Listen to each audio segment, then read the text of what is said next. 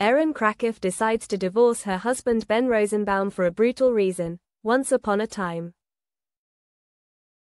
Erin Krakow and Ben Rosenbaum first met in the spring, at a charity fundraiser in New York. Erin, a promising young actress with bright eyes and a gentle smile, had just finished her first television role, and Ben, an ambitious green tech entrepreneur, was the founder of a startup developing renewable energy batteries. That evening, they happened to be standing next to each other over a tray of cocktails. Erin, an artist at heart, was fascinated by the story of Ben's environmental project. Ben, with his mature look, was immediately attracted to Erin's warm and sophisticated personality. After talking for more than an hour, they exchanged phone numbers. Their first date took place at a small cafe in Brooklyn. Erin talked about her dream of using art to connect people and open up empathy. Ben talked about his vision of helping save the planet from climate change. They walked side by side along the East River, the lights reflecting off the water. 2 years later, they were married in a sweet ceremony in Colorado, where Ben owns a green living research facility and Erin makes documentaries. A simple wedding under the pines, with a few close friends and family, and they made their vows together. The first cracks. Erin's career was taking off, a starring role in a hit series that was being broadcast internationally. But with it came media pressure, a tight shooting schedule, and social media scrutiny. Meanwhile, Ben was in a tough spot, raising capital, finding strategic partners, developing a new battery solution. They were losing touch. Evenings were no longer a time for conversation, but a time for quiet scrolling through their phones.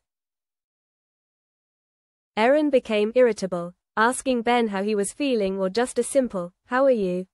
Ben would always avoid her. "Don't worry. I'm fine." Her response was like an invisible wall. The arguments begin. Erin is hurt when Ben stops asking her how the shoot went, when he forgets their wedding anniversary. Ben is stressed because he feels misunderstood. "I only know how to focus on work. Don't you see the pressure of a man trying to bring back clean air?" The fateful night. Erin returns from a late-night shoot, exhausted. She finds Ben slumped on the sofa, a dark red stain on his sleeve. "Home late from work?" she asks softly. Ben says in a low voice, "No. Just, something happened at the company." His eyes darken. Ben tells her that a member of the research team committed suicide, leaving behind a suicide note that outlines the pressure, confusion, and despair she felt. Ben feels guilty, haunted. He couldn't save her. Erin sympathizes deeply, comforts her husband, but then, Ben suddenly goes into a rage, an unprecedented violence. He smashes the glass, bangs on the wall. "Why couldn't you save her? Why?" Erin put her arms around him, slightly injured. He shouted, "You don't understand. You can't stay in my head for one night."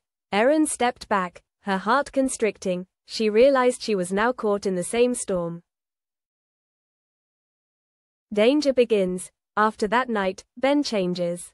Sleepless nights, panic attacks, emotional hypnosis. Erin sees him taking prescription tranquilizers. He doesn't admit it, only smiles when she asks. Erin is scared. She sets out to find out, but is met with a mumble, an evasive response. One night, she is awakened by a scream in the middle of the night, "I'll pay." Ben starts setting up a video camera, screaming in a fit of gasps. Then he cries. Erin is so scared that she wants to leave the house in the middle of the night, but there's nowhere to run. Self-rescue. Erin seeks out a psychologist who forces them to meet privately, but Ben refuses.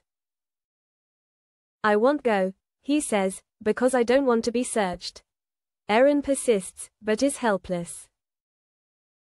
She takes notes of every event, the time, the circumstances, Ben's lines. The fear grows heavier. not just from stress, but from the danger from the very man she once loved. She films in Hawaii. In front of the beach, she cried and said to the tour manager, "I can't go home. It's dangerous there." When she returned, she filed for divorce, unable to restore the marriage due to severe psychological damage from the other party. She personally handed over the documents with the commitment, report, and psychiatrist.